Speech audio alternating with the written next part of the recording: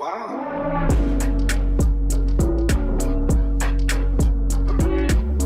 I'm Mitchell from Australia, and this is yet another simple observation that anyone can do at home. You have a coin and a flat table, and I'm going to demonstrate how we can make an object disappear bottom up without the need of curvature, or without the need of a physical obstruction for that matter. Now you Globers are going to sit at home and say that table is just higher than the observer height or the camera height. Now let's get that sorted quick smart. When we zoom in, we increase the focal length and increase the angular resolution. And we can resolve that coin in its entirety. As you can see, the bottom of the coin shining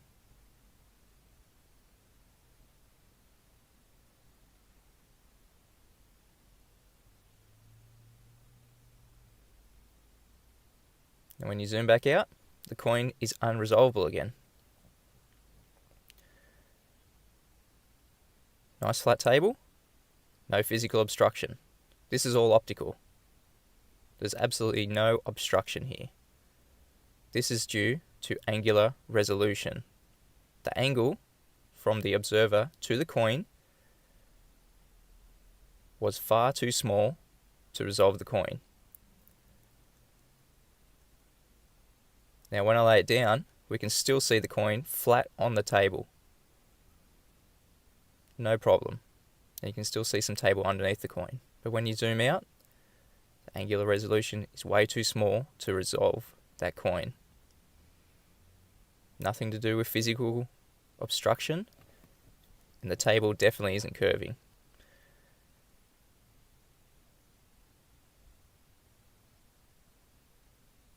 A 100% of the light of that coin is still reaching the observer. The only thing that is creating this optical illusion of something disappearing bottom up is the angle to which you are viewing the object. As you can see, the entire coin is resolved. And when you zoom out, decreasing the focal length, it's unresolved. Now, if this was a ship out in the water, all you Globers would assert that it is Earth curve creating this bottom-up disappearance. But as I've just shown, angular resolution is a thing.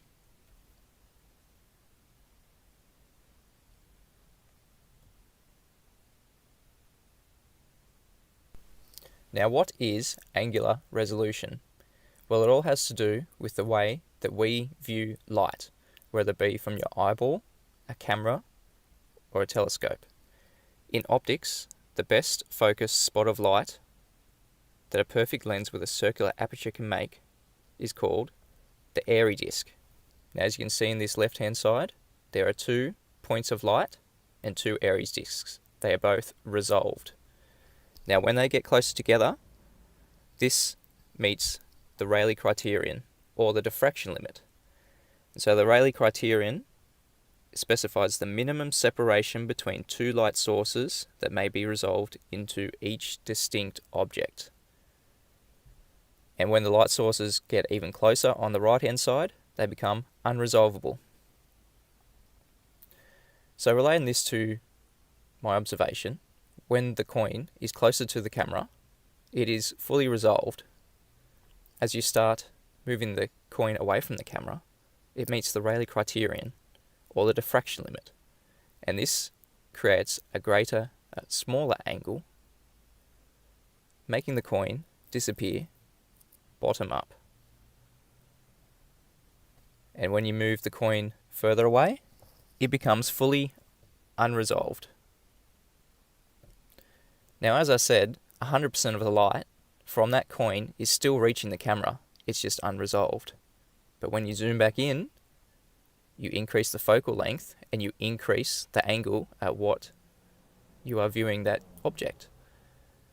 Now when you zoom in enough, it will meet the Rayleigh criterion, where you can see the two distinct objects again, the coin and the table.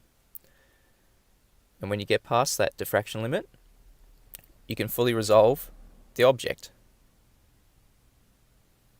Now this has all to do with the angle that you are viewing an object.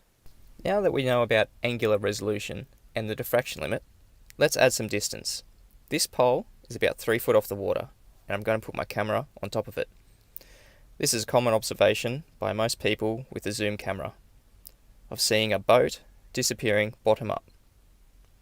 But as you can see, it's definitely not going to be due to Earth curvature, as the horizon is still far in the distance. Now this is a good example of angular size. When you zoom out, it reduces the focal length, and the angular size gets so small that it reaches the diffraction limit. When you zoom back in, increasing the focal length, the angular size increases and you can resolve it again. But as you can also see, angular resolution of the image has also changed. And the horizon is still far in the background. Now comparing these two images, on the left, the observer height is 1 inch, and on the right, the observer height is 3 foot. And you can see clearly that the boat has started to disappear bottom up. There is no earth curve, as you can see the horizon in the background, but both boats are starting to disappear bottom up. Let's add some more distance. This is Bathurst Lighthouse from 20 kilometers away. The left image is from a 30 meter viewing height, and the right image from a 2 meter viewing height.